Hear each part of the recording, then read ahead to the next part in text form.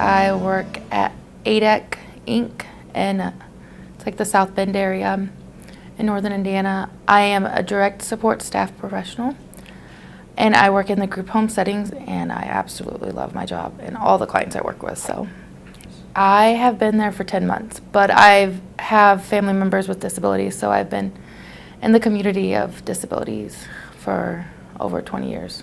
The reason I'm in this field is because my brother was labeled as mentally retarded when he was in school, and he's only 16 months older than me, so we've just always had this really close bond.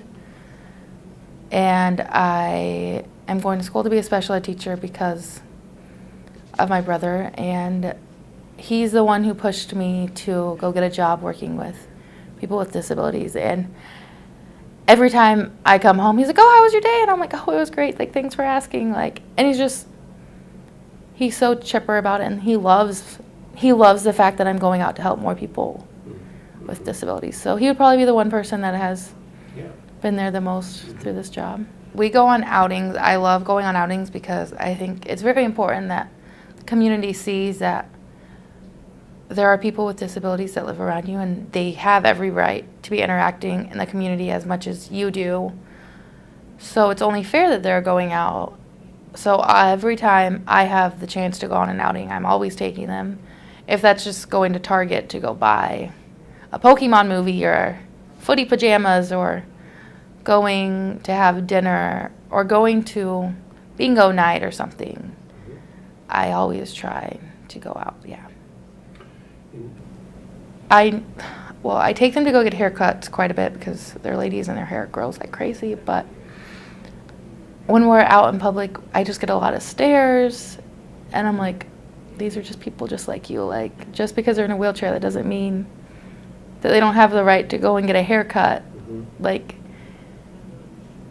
they should be able to. Like, you don't need to be staring at them. Like, I know they're different than you, but I'm not staring at you because you have this crazy haircut or you're a different color. Like, just because they're in a wheelchair, that doesn't mean that they need to be being stared at.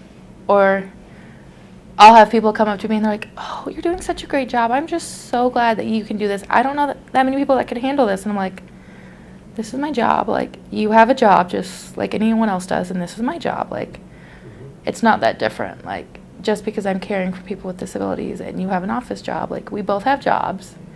It's just a different job. And you don't say that to someone who has like an office job and someone who works at McDonald's. Like, you're not saying, "Oh, I'm so glad you're flipping my burgers," but you're praising me for working with someone with a disability, which that just always bugs me because I'm just doing my job. I think now when my brother was first born and my family members with disabilities, I think that it has progressed a lot to a positive scale. I have an aunt who has a severe disability, and at the age of 3, she was told that she wouldn't live past 3. And this past year, she was 33 years old. And she's still alive, and she's still happy as ever. But now, if someone's born with her disability, they're not going to be like, "You're only going to live till 3 years old." Like, they're going to be living a fuller life. And I love it because there's agencies out there to help them live that fuller life, and people willing to go the extra way to give them the chance that they deserve in life.